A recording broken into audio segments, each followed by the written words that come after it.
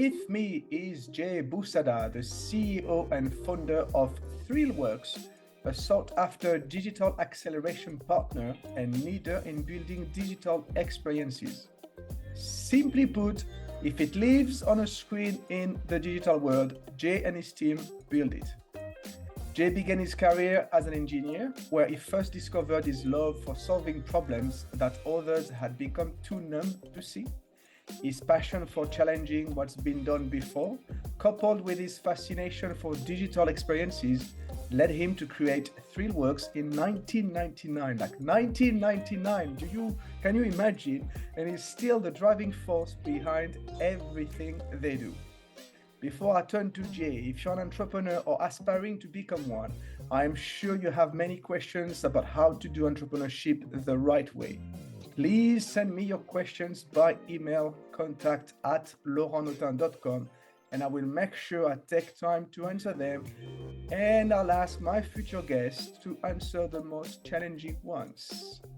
But now let's talk with Jay. Hey Jay, thank you very much for being on the show today. Thank you very much for having me. I'm super honored and excited to be here. I've been looking forward to this since we first met. Excellent. Good start. Thank you. So like I said, 1999, Thrillworks. So that's what, 24 years ago. Yeah. So tell us about your journey to becoming an entrepreneur and since then. Sure, I'd love to. So I'll take you back. I live in the Toronto area right now, but I grew up in the Quebec area in Canada here, really small little town, and I grew up in the 70s and 80s. And back then, one of the things that was quite formative for us, and I come from a family of 6, I'm the second of 4 boys, was the fact that Quebec was trying to make sure that they didn't lose their heritage and their culture. So they passed a law that outlawed English. My family was English. And so I don't remember a lot from being a youngster, but I do remember some of the challenges that we faced back then. My mom was an emergency room nurse. My dad owned a small business in that town that sold, furniture, flooring, appliances, that kind of thing. And it was a real struggle, to try to figure out how to stay in business when your parents can't speak French. And I think it really created a lot of, the habits and the grit and the resilience that my brothers and I have today. It probably explains why 2 of them, plus me, have all went on to start our own businesses that have all become relatively successful, I'm happy to say. So, those formative years kind of left an impact, and I've never forgotten some of the lessons that we've learned. And I think that's really helped us last the almost 24 years that we've lasted. I will say that my timing could have been a little bit better. Starting a digital business in 1999, right before the .com boom happened, was very scary. But just going back a little bit for a second, I remember ever since I was a youngster, I do remember always just being fascinated with trying to improve the world around me in some way. Just remove the friction point. So, whether it was automating something like lights when I was a kid, before we had the smart homes that we have today, or automating turning on the coffee machine in the morning, like those simple little things always seem like obvious additions to life that would just remove friction points. And as I grew up, it seemed like the obvious choice to become an engineer. So I went about doing that and had the good fortune of working in a couple of different engineering firms and learning a lot about problem solving and the process of breaking down a problem and sequencing out a solution and all those things. I also learned what I didn't want in business. Some of those professional service firms really kind of lacked the ability to understand where the real power of an organization comes from. And I think it comes from its people. There's a lot of smart people that just don't seem to have, the appropriate audience or voice with senior management, and great ideas, go unseen. They go unheard. And so a business is lesser for it. And I knew that when I started Thrillworks, that's something I definitely wanted to bake into the process. And I will say, when I started Thrillworks, it was right around the time that I was having a lot of success as an engineer. My bosses called me into the office one day And they said to me, hey, we'd like to actually promote you into this job that was going to basically require a 3-year commitment on my part. And it was a highly sought after role inside the organization. And instead of accepting it enthusiastically, I quit on the spot. And what they didn't know is I was, running Thrillworks in my off hours, and just fascinated with web technologies and building things with, this code base that would run on any computer anywhere. HTML was just ubiquitous to every computer at the time. And it was fascinating me that you could actually write code that would run on any computer that already existed. Never mind the fact that all these computers were interconnected. So when I announced that I was quitting, obviously they backtracked quickly and they said, oh my God, no, you don't have to quit. Keep the job that you have. And I said, no, I really got to pursue this opportunity. So I went home that night and I told my wife at the time that I just quit. And back to the poor timing on my part, she was 9 months pregnant with our first child, and nice. said, and of course you didn't talk to her about that before. No, it's spontaneous, so many lessons learned around that time. But thankfully, after starting Thrillworks, we landed some great clients, and it really saw us through the rough part of the .com boom. We built some momentum. And I think it had a lot to do with just, the way that we approach business here. I think, obviously, any product or solution you put forward has to include a great deal of quality. That's just non-negotiable if you want to stay in business. But our approach to business is really quite different. And I think that's really seen us through so many iterations of what the internet has become, what business throws at you. And so we've been fortunate to capitalize on the luck that's come our way and get to work with some amazing customers. And that's kind of led us to where we are today. Right. So 24 years running the business. I mean, you must have had many, many lessons to share with us today. But I'm curious about, all the different stages of the business, because you started like you were by yourself, right? Yeah. Basically. Yeah. How many people do you have now? About 70. About 70. Okay. Yeah. Can you identify for us the different stages of your business growth? Absolutely, I can. And so when we started, like you said, I started it as just one person building websites for businesses in the area. Very quickly, I got a reputation for being able to deliver on time and build what the customers were looking for. So I had a few agencies at the time that came knocking. It wasn't long before we ended up hiring, or I ended up hiring 2 or 3 people. Shortly after that, I actually took on a business partner for a while and then ended up buying him out. But after we got things rolling, because we actually showed up a little bit differently than other businesses did, and that's to say, our focus was first and foremost to make sure that our customers really, really felt heard. So instead of walking in as the expert and telling our customers exactly how we were going to do things, we started off with trying to get to the bottom of what problem they were trying to solve with this new thing called the internet. And, as soon as our customers actually experienced that, it didn't matter who we were competing against. Our customers really kind of fell in love with the process of getting a chance to express the problem that they were trying to solve or the opportunity they were trying to capitalize on. And that really kind of built deep relationships with our customers that saw us through, a lot of the internet challenges that came along and a lot of the explosive growth that came along. So, what sort of problems were you solving at that time? Well, one of them was that, nobody actually knew how to make good use of the internet. And so we needed our customers to turn over a lot of trust to us in order for us to kind of say, well, we think this is what we need to do. When content management came along, for example, it had all kinds of great promise. And that's, content management, for your audience who doesn't know what that is. It's basically software that allows you to run your own website. And so, a lot of businesses wanted to leap at that, but it was very cost prohibitive because it was very expensive at the time. And a lot of professional service firms didn't want to have anything to do with it, because they thought well, if I build the site that you can run yourself, then there won't be any reason for coming back and buying more services off us. And we saw things very, very differently. We believe in a very iterative process of building. So let's build something, we'll put it into market, and then we'll iterate and improve and iterate and improve.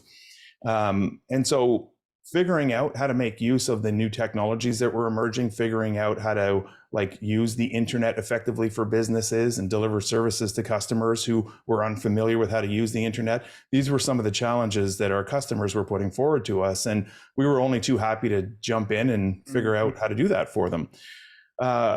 Probably around year 8, we had reached about 12 people. And I realized that, my business partner and I were really seeing the world differently, and that was causing confusion inside the business. Right. And so we needed a unified vision if we were going to run the company, and that just wasn't going to happen. So it was at that point that we decided to part ways. And I took the business, in the direction that I had intended to, which was be creative, be innovative, bring solutions forward to our customers. Don't wait to be asked, to solve a problem, spot the problem, and proactively, propose solutions to them. That grew us to about 15 or 16 people, and we had some very recognizable clients, everyone from the Canada's largest energy company to BlackBerry at the time, Tim Hortons, which is one of our largest fast food retailers in the country. But we had gotten too big for me to actually participate on projects anymore at that point. And so I started backing away from the projects. And this is where, in hindsight, I learned one of the most valuable lessons that I've learned as a business leader. And that is, if you're not really clear, if your vision isn't crystal clear in the minds of the people working for you, then, your secret formula for success requires you to be there every day.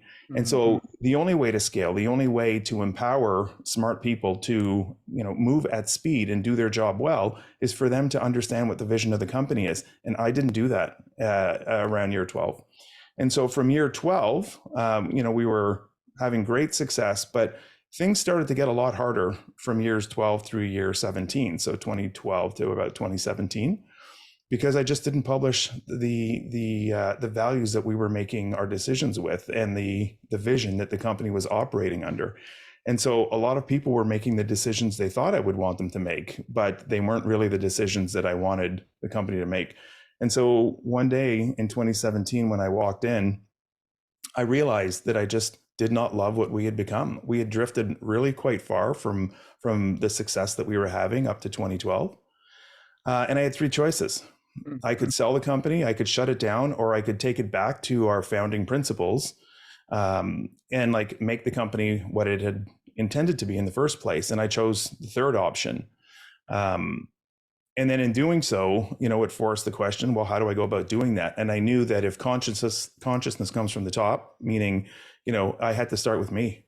Yeah. And so I surrounded myself as best I could with a bunch of, what I thought were successful business owners. I joined associations at the local level and at the national level. There's organizations here in Canada called the Entrepreneurs Organization.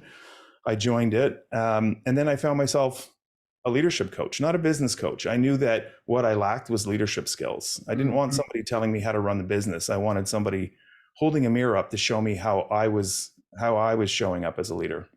And so in 2017, we started that journey and, have not looked back since. It's been tumultuous, but I do think the journey that we began back then really helped us weather the COVID storm much better than most businesses, because we believe in this constant reinvention of ourselves, like asking ourselves, is this the best way to do things, right? Like, I hate the idea of setting it and forgetting it. And that's a big part of what Thrillworks stands for. We like to ask ourselves, like, hey, are we still operating with the best information possible? That decision that we made, that process we put in place, when was the last time we revisited it? Has anything changed? Like, would we do it the same if we had to make that choice today? And so when COVID hit and we were all forced to do business differently, Thrillworks was already in a constant state of evolution. So we were able to weather that quite smoothly. Now, I think businesses everywhere had a really rough go. So it's not to say that it was easy for us, but we certainly had almost an unfair advantage. And quite frankly, so did our customers, because we bring that kind of thinking to them. We ask them on a regular basis, like, can we rethink a choice that we've made in the past? Is there a new technology that would allow us to do this better, cheaper, faster for you? And so our customers really love that, because we don't wait around to be asked. And it really serves the business well at the same time, because it attracts excellent talent Yeah. because they get to exercise that talent. Yeah. I mean, yeah, you were like, you said 16 people by 2017. Now you're 70. So something clearly happened in 2017. There was a good example of how to become the bottleneck and get out of it. Yeah.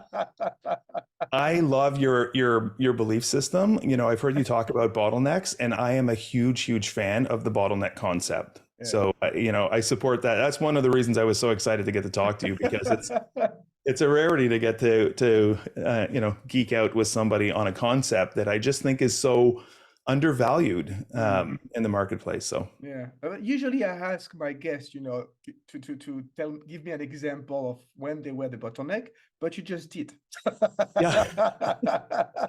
yeah, I'm afraid to say that I've been the bottleneck many times inside the business. So yeah, but you had like early success, right? Do you think also it played a role? The fact that you were so successful so quickly played a role in, towards 2017 in how the business grew? Maybe the decisions you made or didn't make? I absolutely think our early success was both a blessing and a curse. It was Right. a blessing because, we're still here because we had success. So I'm appreciative for that. But I think the consequence as a first-time business owner is that you think you have it all figured out. When you have early success and that success is sustained for a period of time, and it was for 12 straight years, we couldn't lose. I think when we stuck to our values and when we pursued the mission that I had in my head, we couldn't lose for trying. I say that with a bunch of pride, but I also say that with humility at this point, because once you think you have it all figured out, you stop practicing what Jim Collins calls, that productive paranoia. What if this could be better? Why is it that I'm having success? Where is the success coming from? How am I creating value for my customer? How do I know if that's what they think? Go and ask them. But you stop doing those things if you think you have the answers figured out. And that's where we found ourselves in 2012. We stopped asking ourselves, what is it that's making us successful? And so the early success was a blessing and a curse. Right.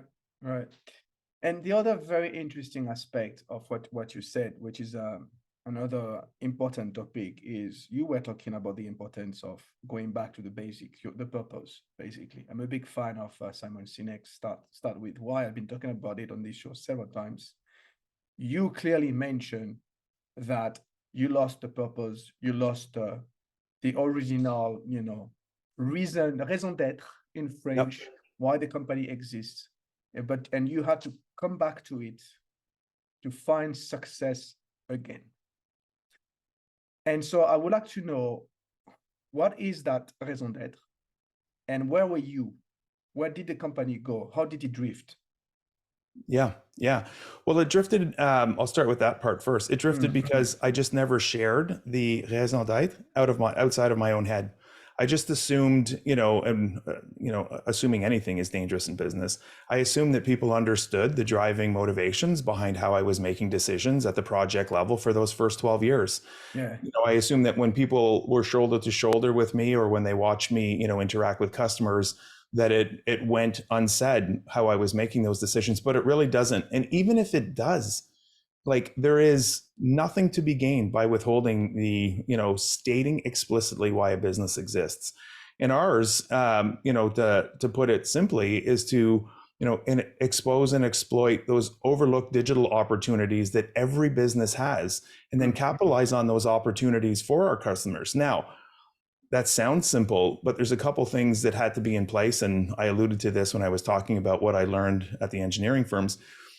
The first thing that I knew we always had to do, and I do this in all aspects of my life, is, I try to give a good listening to whoever I'm talking to before I start making recommendations. So, as Stephen Covey says, and one of my favorite quotes is, seek first to understand before you try to be understood. Yes. Because once a person feels understood, it's oxygen to the soul. You can build trust, and with trust, somebody will allow you to lead them. And with a good listening to and permission to lead, you can help somebody get to the solution that they hope to get to, even if it means taking them in a direction that they wouldn't have chosen naturally. And so, much of what we have to do for our customers involves understanding what they want, but helping them understand what they need to do to get what they want. Because if they knew what they needed to get what they wanted, they wouldn't need us. Yeah. So we can't do that without first building trust. And that seems like an odd thing for a business to say, and then possibly maybe an obvious thing for a business to say, but we're very intentional about how we go about trust building first, then giving them a good listening to, then offering to lead, and then repeating that process, almost in a flywheel fashion over and over. And most of our business relationships last a dozen years or more, which is almost unheard of in the professional service field. Yeah, indeed. It makes me think about my business, because in a coaching industry, the relationship with the client is very important. Before you become my client, for instance, I have to make sure first that, you're the right person for me, but also on your part, it's very important. You don't know me. You need to make sure that I am the right person, that you can trust me. And so I find out, like, every time, I try to get to go faster in getting clients faster, I'm always stuck, and then I always go back to the basic, which is to build the trust, having a lot of conversations with people so that they understand what it is that I do. They are comfortable with it. This is what you're talking about. Exactly. Yeah. Exactly. And a lot of these concepts, translate well outside the business realm, right? Like a good friendship is based heavily on trust. We just don't know that we're creating trust when we're, slowly creating a best friend relationship somewhere. But a best friend can really almost get you to do anything because you do tend to trust them, right? You trust that they have your best interest in mind and that they wouldn't want harm to come to you. So when they say, hey, let's go do X, Y, Z, and you're like, oh, I've never thought of doing that. And it doesn't really interest me, but if you want to do it, maybe it'll be fun. And so you can actually get exposed to a lot of things based on trust-based relationships. And so I think, without that, any business quickly becomes a commodity. And so it's important to lead with that in our case. And all good things that we're able to do with our customers come from this ongoing process of trust building. And it's not just a one-time occurrence. We don't just do that at the beginning of the relationship and then hope that our work does the talking for us. We have to show up and every day try to understand where our customers are coming from, what their customers need from them, what the marketplace is demanding of our customers' product, what our customers value in us. And so once we have that figured out, then you get permission to lead. And with that leadership, comes a responsibility of being proactive and accomplishing great things with your customers. So yeah. So that I'm curious then, I want to have your opinion on a particular topic, because you are in the B2B industry, and in the B2C industry, especially with the SaaS, companies in the startup world, there is this tendency where, if you want to scale up, you need to automate as much as possible. And, the less you talk to customers, the better. This is the impression that I have. Do you share that with me?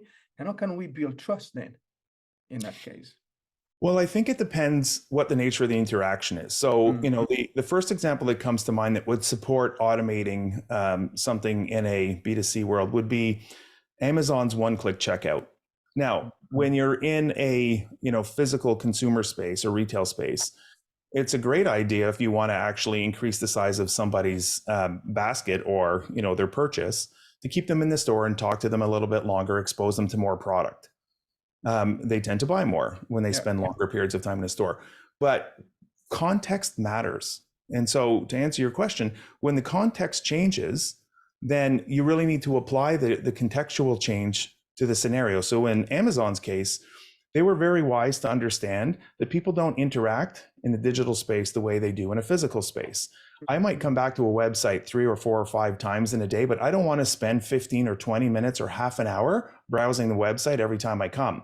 Like, the web shopping experience is different. I want it to be fast. I want it to be easy. I want to get in and I want to get out, and I'll come back more often. Retail doesn't work that way, physical retail. So understanding the context will matter. So automating in that case was helpful. If you automate customer service, when somebody has a problem, that's unhelpful. And I think Zappos was a really good example of finding that happy balance. When they were first born as a company, they grew up selling shoes. Mm. And they quickly realized that providing a radically different form of customer service online was going to make the difference, like free shipping. People's hesitance to purchase had everything to do with the fact that, like, I can't put my hands on this. I don't know if it's the right size, and I don't want to buy the wrong one if I have to pay for shipping. Yeah. So they removed that friction point, and they said, why don't you order 3 or 4 different pairs, like 2 sizes on either side of the one that you think you need? We'll ship them to you for free, and then ship us back the ones that you don't need. We'll cover the cost. Sales went through the roof. Beyond that, and one of my favorite stories was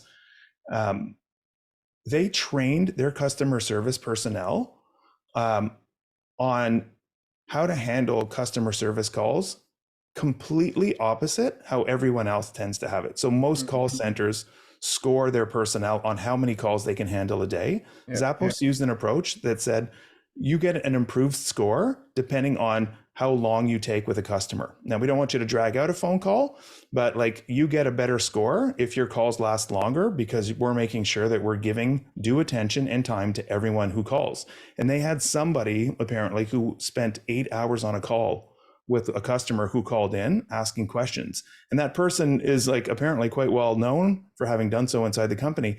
That's not how most call centers work. So context does matter in this case. And I don't know if that answers the question, but I think without context, you could be led down the wrong path trying to answer that question.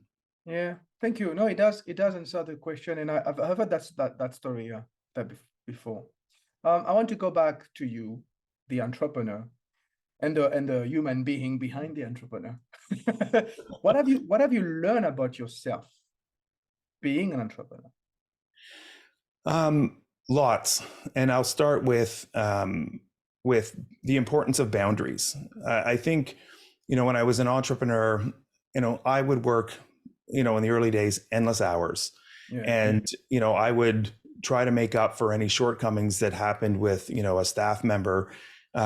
Because I wasn't clear with what they needed, they would put in best efforts. If it was wrong, I wouldn't want to tell them. And so I would just make up the difference. And as a result of that, it was very difficult for anybody working with me to get better, because they never knew when they did something wrong. And so when I started to enforce boundaries about, like, I need you to get better at this, I can't do the work for you. That could seem, if taken out of context, like, just a pleasant way of delegating and making the delegator feel good about themselves. It really isn't. When you set boundaries up, these are our values. We hire only on these values, and we fire based on these values. This is our vision. You need to believe in this vision, or you can't be part of the team. Boundaries are actually like the only way to create a healthy environment. And so people know how to score. People know when they're out of bounds, for example. And without them, it becomes almost impossible to scale a business. It will only move at the speed that the entrepreneur can move if you don't enforce those boundaries. So, that lesson has served me well, far beyond, the entrepreneurial world. I'm the father of 2 grown children at this point. And, boundaries was one of the most healthy practices that we had inside the family. And so I think it's translatable everywhere. I think another thing that I found is, like, the ability to rethink a choice is critical. It showed up first, as I said, as a small child, where I always wondered, like, can we make this better? Is this the best way of doing something? Like, is there a better version that has emerged since the last time that we decided, how to solve this problem? And I think I've adopted that kind of thinking outside of the business as well. And I try to coach all of the team members on this thinking.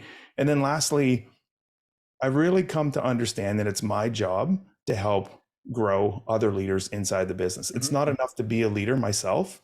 Part of being a leader is coaching others so that they can become leaders in their own respect. And those lessons I couldn't learn early enough. I wish I learned them earlier, in fact.